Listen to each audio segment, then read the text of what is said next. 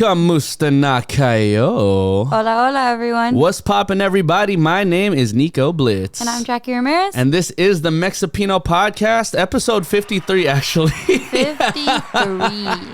So, the last episode, I actually watched it back and I was like, we're idiots because the one before the one we recorded was actually 51. It's just that we didn't do any like promotional clips because we were talking about, everything happening in the AAPI community at that time. We didn't say episode 52? No, we kept on saying 51. And then the more I watched it, I was like, dude, really? we're freaking idiots. Yeah, we're idiots. Oh, God. Did I put 51 on the thing, too, on the promo video? I don't know. All I know is we got it completely messed up. Anyways, we are here on episode 53, y'all. That's all I know. My bad, y'all. Yeah. We clearly don't know how to count. Yeah, it's all good, though. I think I did put 51. I'm hella dummy. dead. It's all good. We in here like swimwear. Wait, But, no, it is. Oh, wait, yeah. It is. My bad. Yeah. That's all good.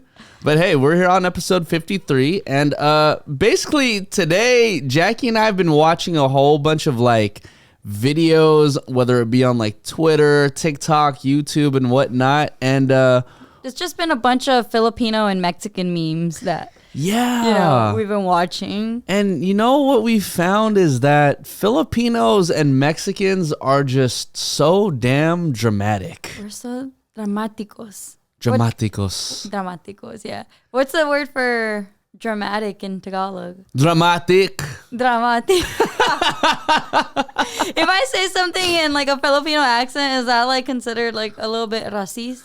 No, not at all. Because it's like, Mexicans and Filipinos, we all come from the same root. Shouts out to the Spaniards and whatnot. Yeah. But what's funny about like Filipino language though is that like sometimes when I can't think of the word or when Filipinos in general can't think of the word, it's like all you got to do is throw in like the accent and then all of a sudden it sounds Filipino. You know what's funny is like being that English is my first language. And like Spanish is obviously like my second, but there's certain words that I know in Spanish that I cannot translate to English, and certain things that like, so there's this thing that we have where we like, fry and warm up tortillas. Okay. It's called a comal. That's the Yeah. I don't know what it's called in English. I literally have gone my whole life without knowing what it's called in English. And every time I try to explain to someone like, this is a comal. A comal, like that's where you heat up tortillas. They're like, what? I'm like, you need to buy a comal. Like I literally don't know the word for in English. Yeah, because it's a very specific, piece of kitchenware. Kitchenware, yeah. And like, I guess the closest thing would... I don't know. I guess it is like a tortilla holder, right? No, a tortilla holder. It's just like a flat pan. Yeah. Like we'll put a picture of, but like it's like a flat pan and it's called a comal. That's all I know what it's called. I don't know how to say it in English. Like, I really have no. My brain is blank when they're like, what do you call it in English? I'm like, I don't know. Is there a word for it in English? I guess there is no word for it in English. Somebody please let us know. There might be, but maybe I'm just an idiot and I don't know. But I mean, I grew up knowing that was a comal. My mom never said the word in English because she probably doesn't even know what it is in English either. My dad's just like, a comal, like, a comal. Yeah. I never had to explain it to like an English speaking person, so. No, I get that. But then if you're trying to explain that to like Filipinos, for example, they'd be like, I don't know what the hell you're talking about. Yeah. But that's that. Like just, yeah. It kind of reminds me of this one time because, back in the Philippines, like, we'd be giving away like, either it be like used clothes or brand new clothes. And so the topic was giving back like underwear, to people in the Philippines. Fresh underwear, by the way. So then, I was thinking to myself, I was like, I don't know if there's like a Tagalog word for underwear. So then I asked my grandfather one time, I was like, hey, Grandpa, what's like the Tagalog word for underwear? He said, underwear? I said, yeah. He said, brief. Brief? Like your briefs. Oh no, that's it actually? No, it's definitely not. But then he couldn't think of like the Tagalog word, so he just went to brief. Brief. Yeah, not even brief. Brief.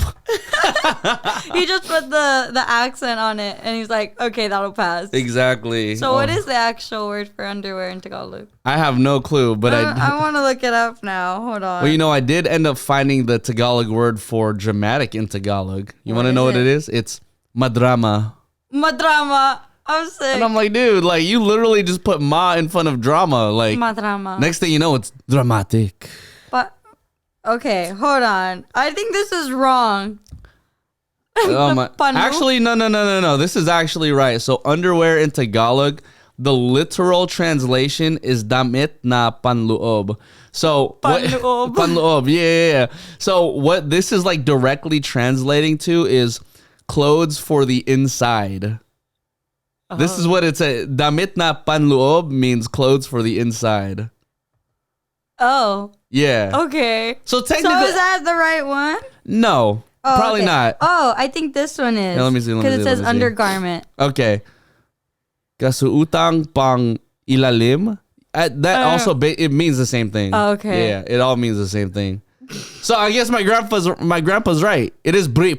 Brief. Look, underwear in Tagalog. It says right here. Brief. I'm so dead. And they spelled this thing like BRIP. It's not even brief. It's literally brip. It's brief. It says like men's underwear, men's briefs. That's hella funny. Oh my god. Well, shouts out to you if you wear briefs or not. You might need your briefs for this one because this is going to be a very dramatic episode of the Mexipino podcast. And you know, it's funny because the other day Jackie wanted to talk about, you know, like mental health and how it like affects, you know, Filipino and Mexican cultures. But then as we were talking about it throughout the week, you know, it just became a lot more like satirical. Yeah, definitely. I mean, we definitely still will do a mental health episode, like going like a serious one. like a serious one. But we started like actually looking into like, you know, we both follow like, you know, Filipino meme accounts and Mexican meme accounts, and we just realized how like, you know, I think because in like Filipino and Mexican culture, we're so dramatic and traumatized that we just make fun of our trauma now. We really do. That's like the perfect way to put it, because it's like, you know, whether our parents had to go through like a whole bunch of shit, like, you know, and I know Mexican parents get this too, but, you know, Filipino parents, they will always bring it back to like, well, you didn't have it the way like I grew up. Yeah. Like, you know, when I grew up, like I was getting hit from the chinelas. I was getting hit from like from everything. From like the electrical cord and shit. Oh my God, yes. I thought I was going to be like, your parents didn't get that. No, it would be like the electrical cord, anything you can find, like a water bottle, anything. And you know what? Granted, yes, but our parents did go through a lot of shit and we respect them for it. However, like the way they dramatize things, like my dad will never fail to tell us how far he walked for school, but he made it seem like he was going from freaking Tennessee to California. Like that was his daily walk.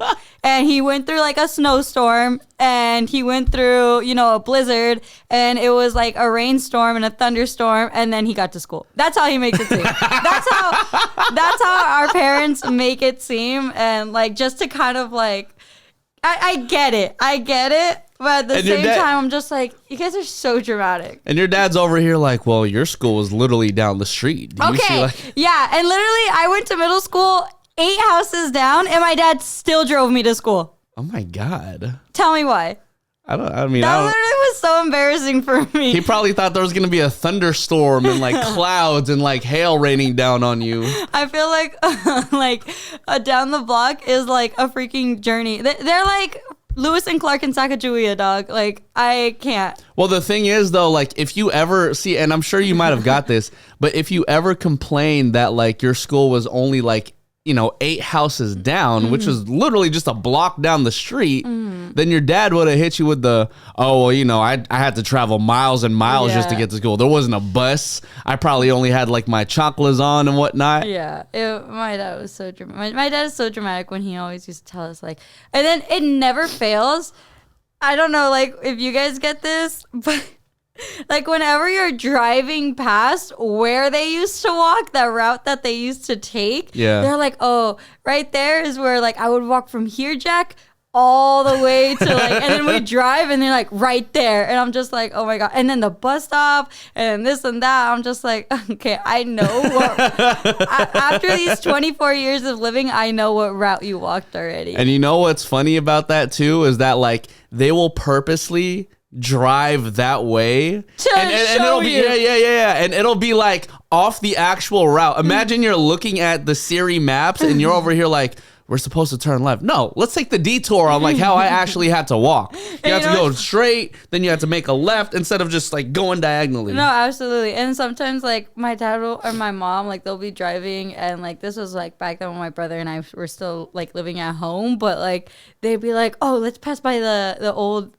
place where we used to live. I'm like, I just want to go eat. We're on our way to go eat. I am hungry. Like, you know what's so funny? Because that happened with me a couple times too. So then my parents' like first house that they owned in San Francisco is right next or very close to a Pacific Super that is in San Francisco / borderline Daly City.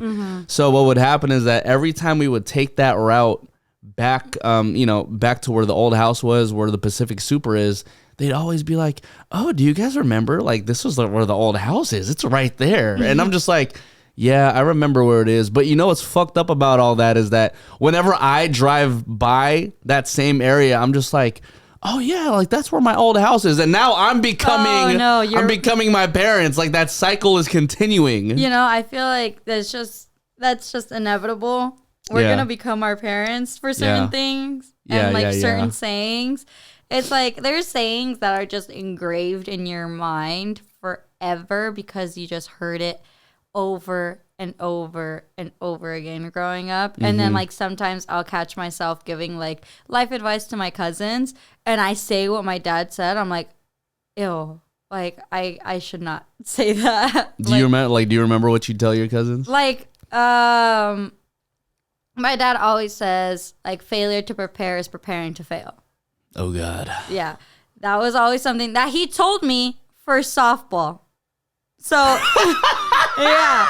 He would always, like, anytime I forgot to, like, clean my cleats or, wash, like, my softball pants or my socks or whatever, or forgot, like, my sliding shorts, he'd always be like, Jack, preparing to fail is failing to prepare, or failure to prepare is preparing to fail.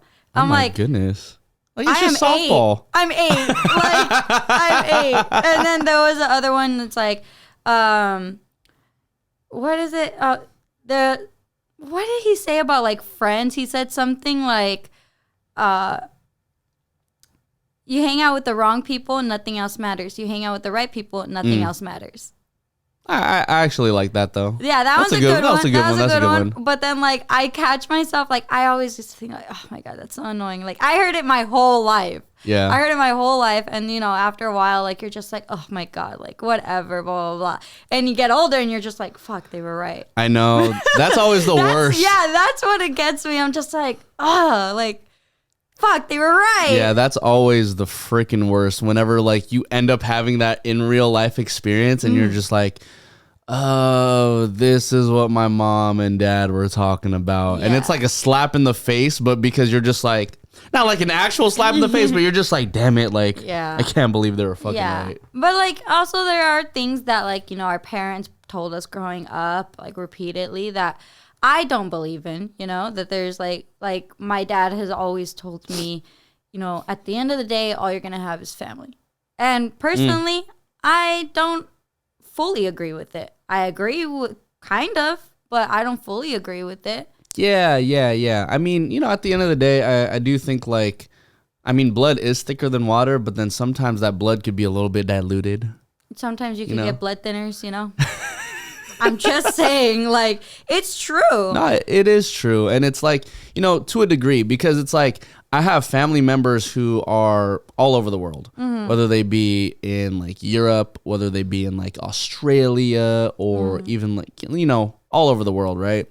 And at the end of the day, my friends who I've been rocking with for like 15, almost like 20 years at this point, it's like I think they know me a little bit more than like some of my family members do. And that's okay. It's no ill will against my family, but it's like if I got a call from my friend versus a call from like a family member who I just like straight up don't talk to, I'm kind of just like, oh, which one do I answer right now? You know? Yeah, I get you. And then like also too, like I feel, and I don't know that this, I was going to say this is going to be a bit dramatic, but this is a whole podcast episode being dramatic. We're all about and the why drama today. We're so dramatic.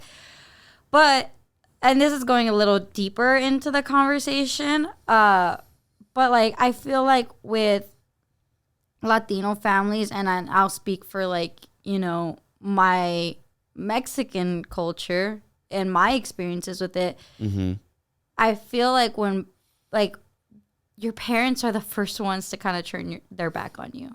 That's just my like I feel like our culture is so toxic sometimes that they throw it in your face sometimes that they have the power over you. It's kind of like a power trip that they are your parents, that they brought you into this world, that they could take it away if they wanted to. They could take everything that they gave you away. So this actually leads into a conversation that I wanted to have. And we're going to go ahead and call my mom. Oh, gosh. Yeah. We're going to call my mom. Y'all can call her Tita Net. This. Yeah. Tita Net. I just call her Tita. Let's see. Okay. Oh my gosh. She's going to answer. You don't have an emoji next to your mom's name? No, it just says mom. You should put an emoji. Oh my God, she better. Okay. Hello, mom? Mom? Hello? Mom? Yes. Okay, can you hear me? I can, yeah. Hi, Okay. Tita. Hi. All right, mom. So right now we're doing a podcast and we're basically talking about like, you know, stuff that our parents say and, you know, how it basically affects us in the long run. So, Jackie, can you repeat like what just repeat like what we were talking about for my mom. Oh, we were talking about, wait, what were we talking about? I'm like, you were talking about how like basically when, you know, parents kind of like just leave something over your head like you owe them. I was saying that, you know, sometimes, especially in like my culture, in like Mexican culture, and I don't know if it's the same for Filipino culture, like parents usually kind of dangle a power trip over, you know, a kid's head. And like there's sayings that they always, you know, life advice that they always give us. And I feel like sometimes parents just feel that power trip that they just can leave it dangling over our heads like that. And mom, this actually reminded me of that phrase I called you about earlier. It's Utang Na Loob. Utang Na Loob, okay. Yeah, so do you want to explain this this particular phrase for the podcast? Because I feel like this is exactly what Jackie is talking about. Okay. Well, first of all, I think until you become parents, and maybe this is something you can talk to Sabrina about, until you become parents, it's really hard to understand why parents sort of say what they say or, you know, as you call it, hang things over your head. Because, one, being a parent is just tough. Mm-hmm. So I'm going to leave that. And the phrase that I always used to say to Sabrina before she had children is, I always used to say to her, one day, someday. She would get so annoyed with me. One day, someday. One day, someday. She would get so annoyed with me because she's like, Mom, that doesn't even make sense. What is one day, someday? And I said, one day, someday, you'll know why I am the way I am, why I ask you to do the things I ask you, you know, because you really don't know until you become a parent. Mm-hmm. And I think it's just been maybe the last year or, you know, two, because now Sabrina has two children, that I think she can relate. She can relate to my phrase of one day, someday. Don't dangle it over. I don't dangle it over her, but she can relate. Yeah, She knows what I'm saying. Yeah. So we'll leave that about parents, and maybe it's a conversation, another podcast that you can have with your sister at some point.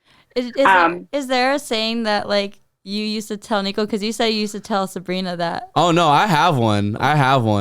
It's no. I have one, Mom. It's look with your eyes, not your mouth. No. Okay. No, you used to say that all the time, and you still say that. Yeah, I mean, I don't think that's. I mean, that's just talk, and that's just a funny thing. Mm-hmm. Whereas one day, someday, I think is more life changing. Yeah. And so I think it's two different things, son. We say that's just a general for laughs or whatever that I always give you a hard time about. But I don't think I ever really, Nico has been on his own now for, I don't know, 10, 11 years. I've kind of lost count. 8. So, okay. So, I didn't have sort of like growing pains with him. See? And so I didn't really have to, I guess, for a lack of, I don't know, better thought, I didn't have phrases for him or anything like that. Whereas, Sabrina lived at home. We went through some growing pains, but she has turned out to be, and I told her this the other day, I said, I don't know, have I told you lately how extremely proud I am of you. You've become a great mom. She has raised, even though Chance and Bria are like still quite young, but the way she has raised them has made taking care for me and Popsy very easy. Wow. It's really very easy to take care of these two kids. Mm-hmm. They're quite obedient. They understand what you say. They're just very easy. They're on a routine. They're on a schedule. So yeah, I told Sabrina, you've become a great mom. You're great at your job. You love your job. So yeah, I just kind of told her that the other day because I mentioned to her that I don't think I've told her that enough or lately. Aww. Anyway. And having had the experience of having the two kids with us for a week while they were in Hawaii, the dropping off of Bria, she still had Chance. There's a long way to walk to school, to Bria's school, da-da-da-da-da. So anyway, I don't want to go off too much on the subject, but so Utang Na Loob. So if you split up the two words, utang means a debt. And you owe someone. That's what utang is. And that could be money or a favor or whatever. Mm-hmm. Loob means inside. Like if you just took the word loob, it means inside. Putting the two words together, it's more like someone, to me, the way I feel about it, utang na loob is someone has done you a favor that has dramatic changes in your life. So it could be they helped you out with a job that you couldn't have gotten on your own. Like they put in a good word for you or whatever, right? Or they just put in a good word for you for something and you were able to get something that you couldn't get on your own. Another one that's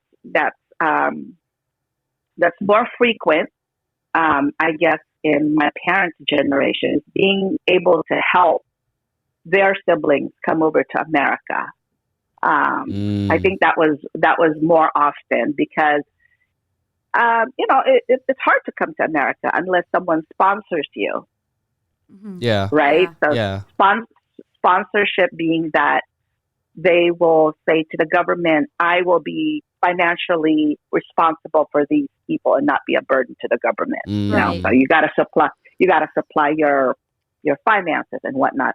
And also, if like for in my case, if my dad didn't pursue coming to America on his own, I don't know that we would have been able to come to America. But he really wanted to leave the Philippines. Martial law had just started. He had a really great job. He was in a management position, I think, at a textile company. And so had he chosen to stay in the Philippines, I think we would have been okay. My mom worked for the government. So I think we would have been okay, but just okay. But he was like, I want to go to America. And back then it was a little easier. As long as you were a professional, you were able to be given a visa and come to the country. So it was a lot easier back then, definitely, than now.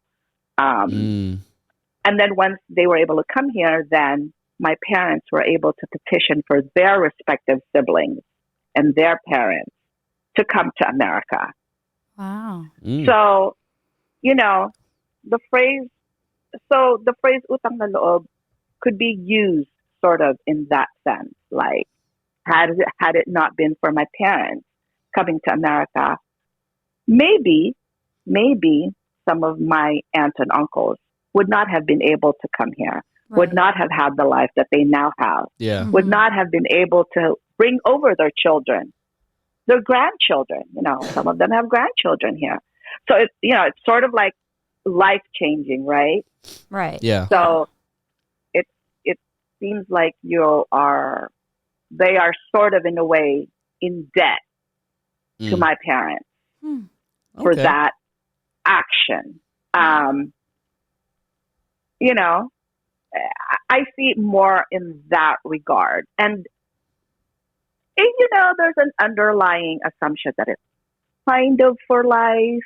I never want to say that, but it's again, Filipinos are very, probably, Jackie, to your culture, again, our cultures are very similar.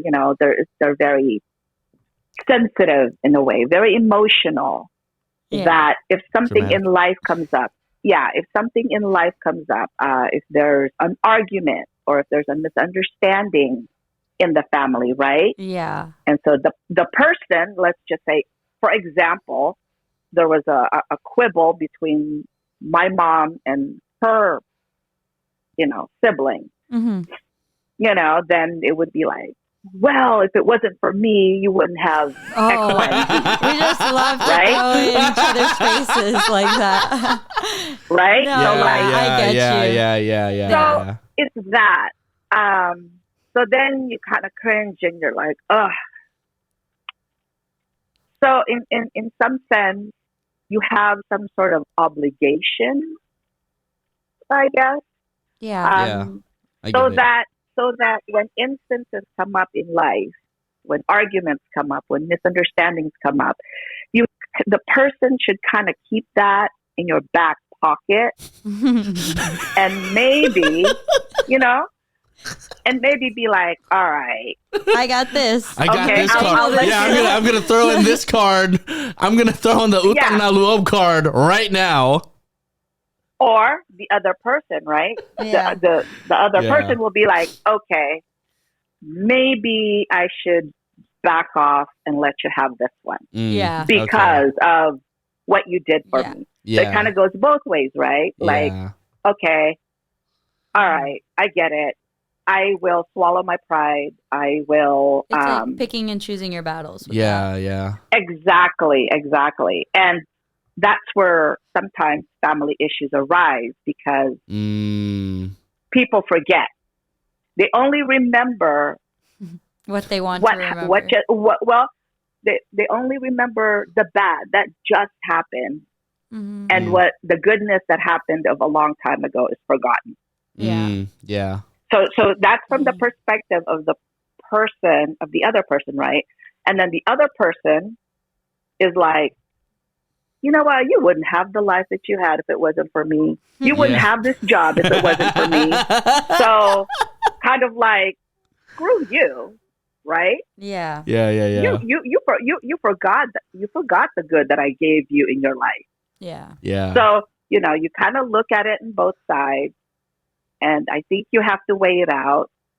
And I personally, again, I think Utang Na Loob is more like a life-changing thing. It's not like, oh, you got me lunch, all right, I'm going to get you lunch. That's to a smaller degree, right? Yeah. But for me, I feel, but for me, it's almost kind of like, if you help someone, or if you do something for someone, or if you give someone a favor, for me, so I don't get any heartbreaks, or if I don't get any disappointment, I'm just not going to expect anything from you. And if you do, well, gosh, thank you. Yeah. But that's how I live my life. So I don't get disappointed. It's almost that saying, don't expect. Yeah. Although in the back of my mind, I will make a note. I'll make a little bullet point. All right. Oh my God. I'll make a bullet Yeah. point. You know what I mean? There's somewhere in the notes. I'll make a small bullet point. I'm not going to hold it against you, but know that I still have I still have it. That I've got it. And whatever happens to us again in the future, well, I'll be a little bit more careful. Yeah. Well, right? Yeah. Well, thank you, Mom. Thank you. That I hope that helps. Oh, that was extremely insightful. Thank you so much, Mom. Thank you, Tita. All right. You're welcome. Love All right. you. Yeah. And you know what? Make sure you get your sister on the podcast, because, maybe she, again, I don't put it back on her, but hopefully she definitely does know my one day, someday. Yes. Praise to her. Your POV. Got it. Thank you, Mom. Okay. Bye. All right. Bye, everyone. Bye. Bye. Oh, that was great. That was absolutely great. Shout out to my mom. That was an in real life call. I don't know if you heard like the little cackling in the back, but that was my nephew Chance.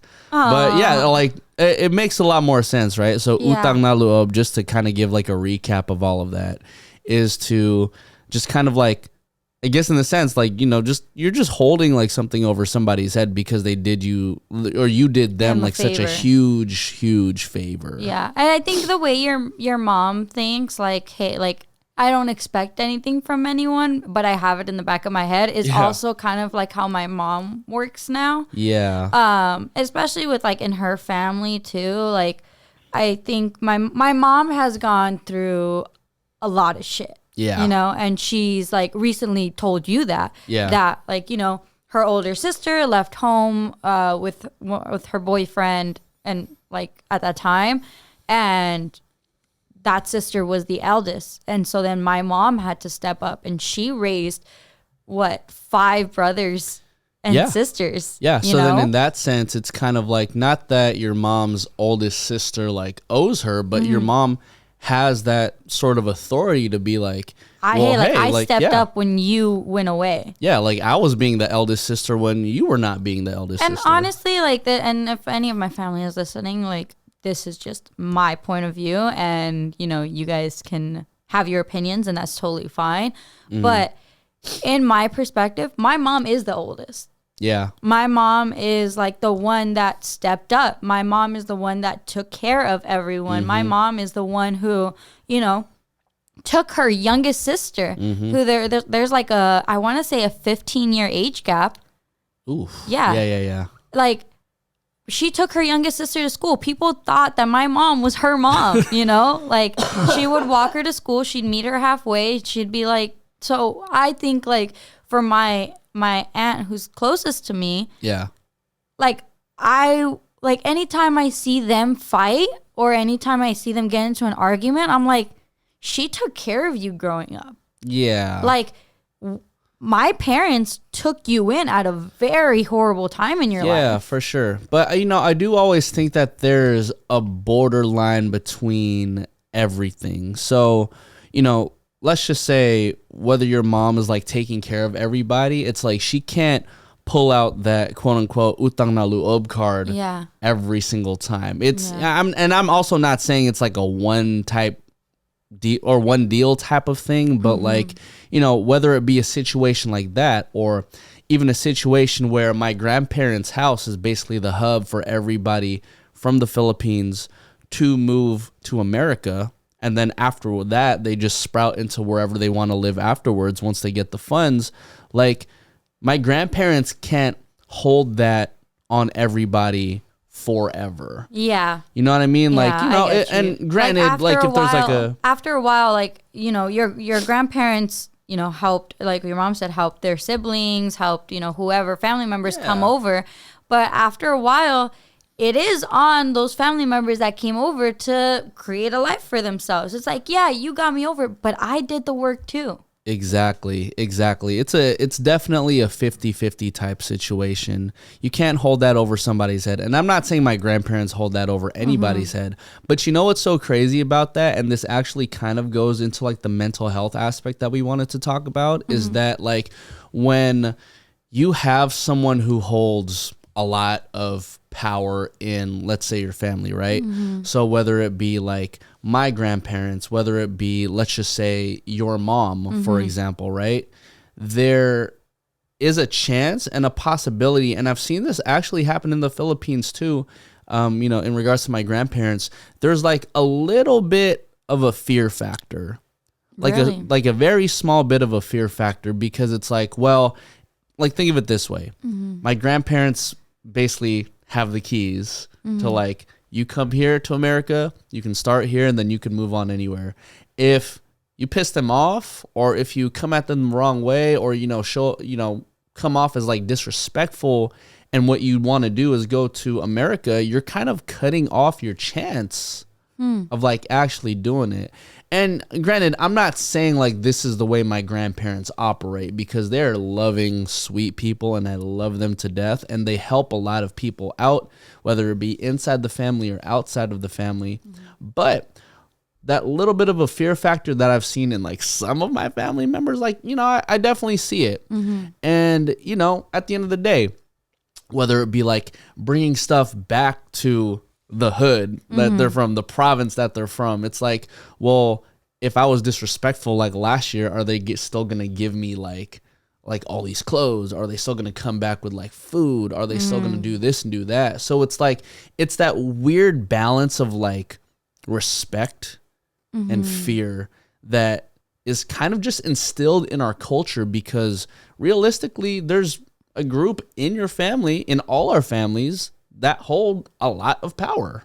Yeah, I think there is. I think with our families being so big, it's just so much shit that happens internally. And like, I get so tired of that shit. Like growing up, like I think growing up, my family didn't have that many problems internally.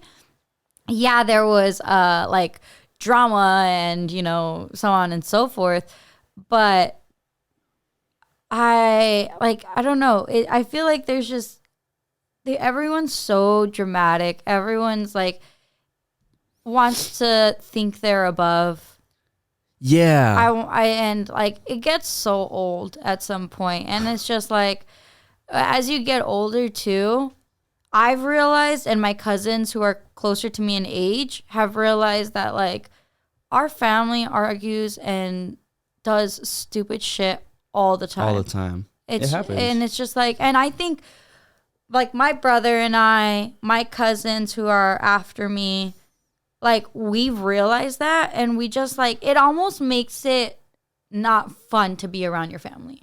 Yeah, I could see that. I mean, I personally have not experienced that with like my family, but I see where you're coming from. Yeah, no, like, and like you said, this is just like my experiences with like growing up and being in my family. Like Mexicans and Latinos in general, we just love to judge. Always. We love to judge people. We love to be in everyone's business when it doesn't even involve us. Yeah. And we just love to be in the know. We're all fucking chismosos and chismosas. Like, and it's so annoying because then it makes people not want to be around you. Yeah. It makes me not want to go to certain parties, you know? It makes me like, you know what? I don't want to deal with my family today. Or even if it's not my family, I don't want to just go. Yeah. You know? Well, and granted, like, this happens in both Filipino and, your household, Mexican households too. But like, you're always going to find like that little corner of like the titas or the tias who are just going to like talk, and they're talking for hours and hours. Oh, absolutely. They don't get up. The only time they get up is to get drinks. Yeah. So they can talk about more shit. They could talk about more shit. Exactly. And then there's like me and my cousins who are off to the side, and we're just chilling, you know? Yeah. This actually reminds me of a very it's a very common phrase in Filipino culture. And the phrase is always anak ni. Anak ni? Yeah. Oh, son of. Yeah. Anak, or like child of. Child of. Anak Sorry, ni. anak. Like Yeah, that will happen.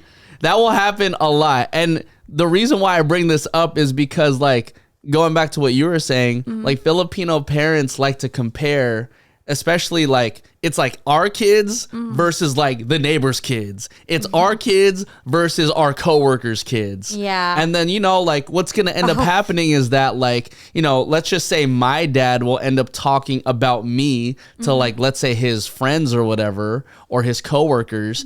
And then they're going to end up talking about like their kids or whatever. And then next thing you know, my dad goes back to my mom. My dad's friend goes back to like his wife. Their wife or whatnot. And then they start talking about like, oh well, so-and-so son. Anak ni Tony, he said DJ. Oh, our anak, and then like they end up talking about like their friends' kids to their kids. Like, well, how come you don't do that? Well, how come you don't do this and do that? And I'm like, dude, like why? It's not even like why don't you do this? It's like, oh well, you better not do this because the way that they're acting is like blah blah blah. Exactly. And I'm just like, okay.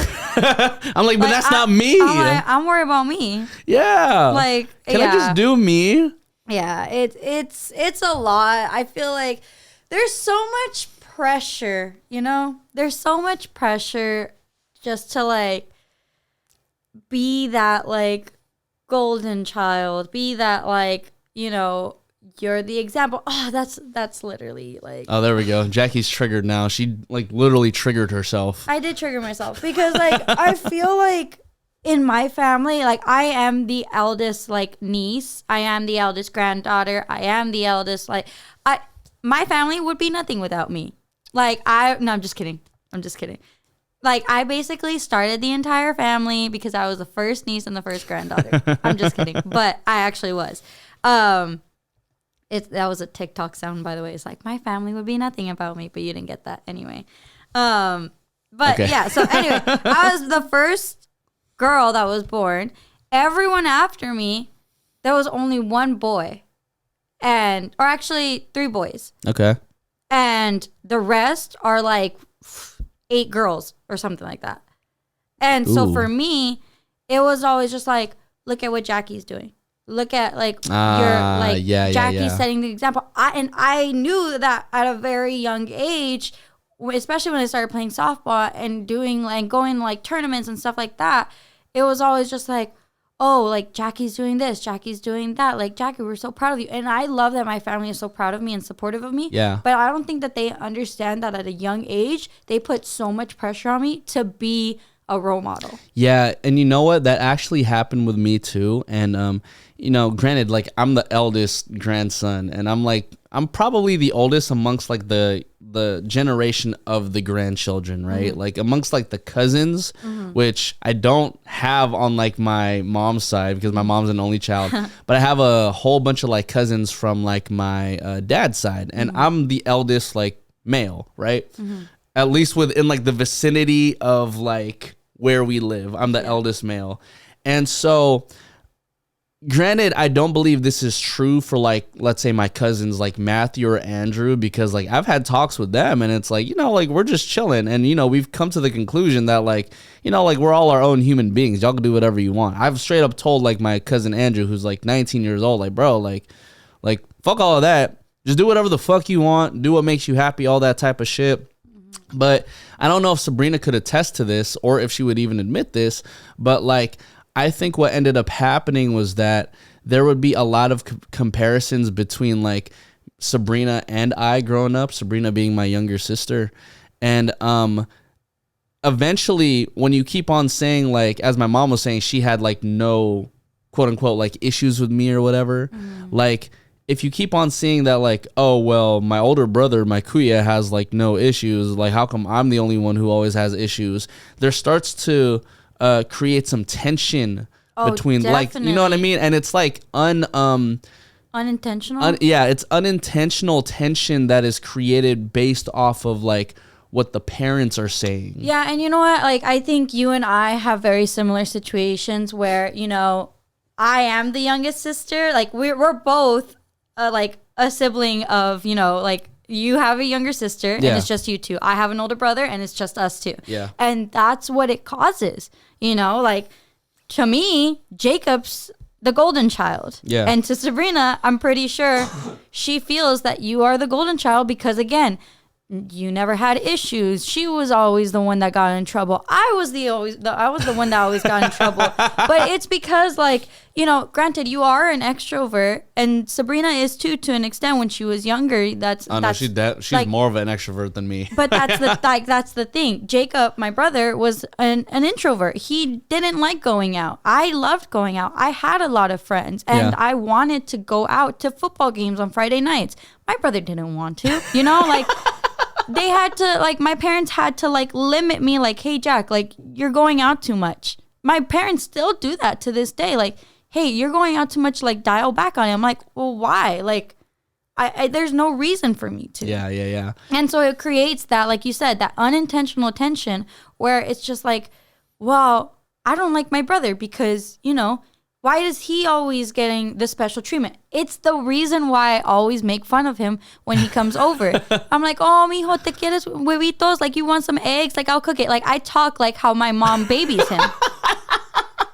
Because that's how it was growing up. Like, my mom, I know, and she won't admit this, but she cared for my brother more. Well, no. Well, I can at least say, like, I think they cared for each of you the same, just in different ways. I will say that. Like my parents. Well, no, I'm being dead ass. No, that's some real shit. I am on your side.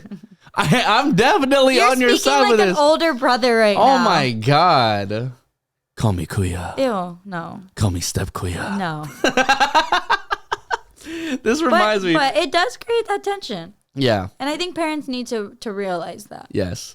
This reminds me of a tweet that I found not too long ago. Oh, God. And it says, Filipino parents want everything for their kids, but a mind of their own. Mexican parents be the same way. They want you to, like, go do this, go do that. And then when you want to do it, where do you think you're going? Yeah. Do you not want me to live a life? It's like you literally just told me to go ahead and live my life. Yeah. It's like, Anak, do what you love, but be a nurse.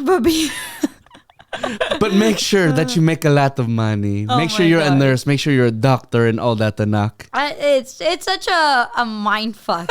It's like, what do you want from me? Like, do you want me to stay and be cooped up, or do you want me to go and do things that I want to do?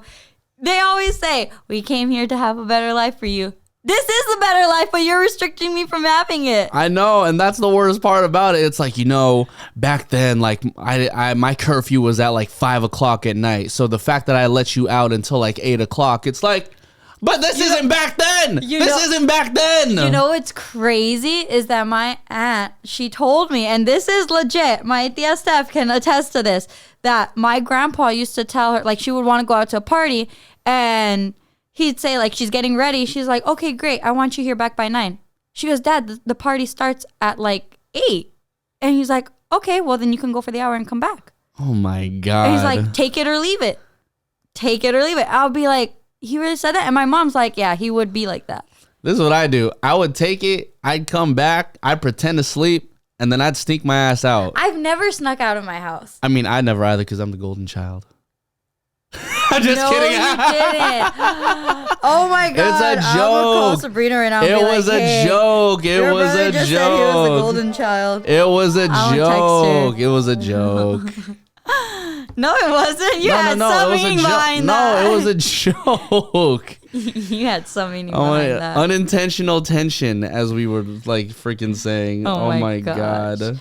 Well, Oh, well, God. that's Nico being dramatic, as usual. Nico's just a dramatic ass person in general. I definitely am. Yeah. Oh my god. I think we definitely need a part 2 of this. Oh, for sure. We need a part 2. Okay. We need a part 2 for sure. Because there's so many more things that I do want to talk about, but this was a very like compact and precise podcast. And I hope y'all learned something from this today. Yeah. I feel like they also learned a lot about our family. This podcast. Like we had your mom. I talked about like some shit that my like family goes through. Yeah. I talked about how I really don't like going to family parties. Yeah.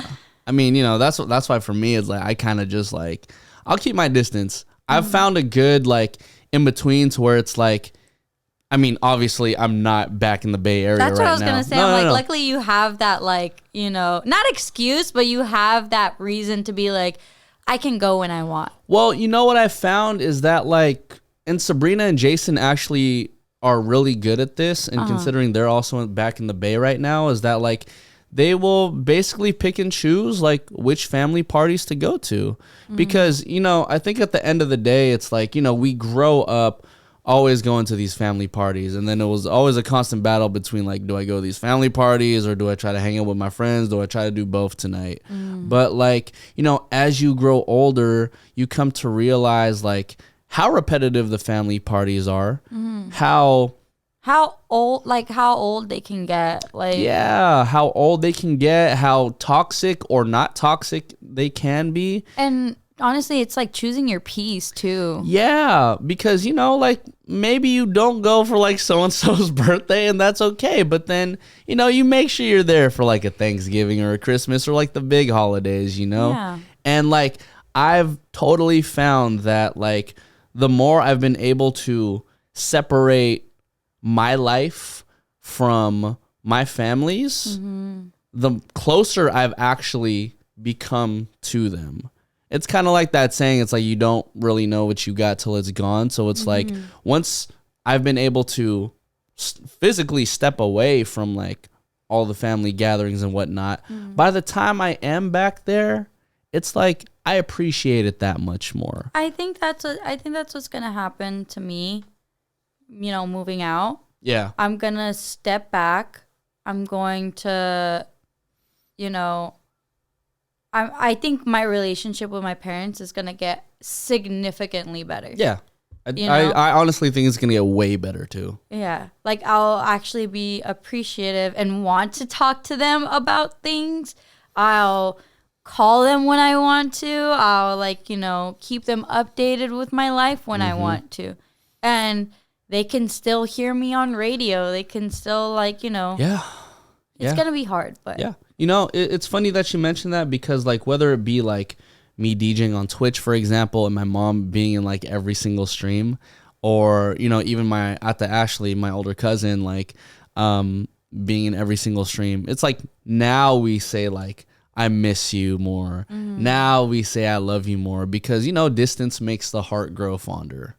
And so, God, I'm pretty sure that was a fucking saying that my parents had said to me at one point in my life. But yeah, distance makes the heart grow fonder. So like, again, once I've been able to separate myself from the people who I love, in turn, I end up loving them more. Yeah. So yeah. Mexipino podcast, everybody. A little bit of satire in here, a little bit of mental health, a lot of drama, actually. A lot of it. But we definitely need a part 2 for this because I'm liking where this is going. Yeah, so am I.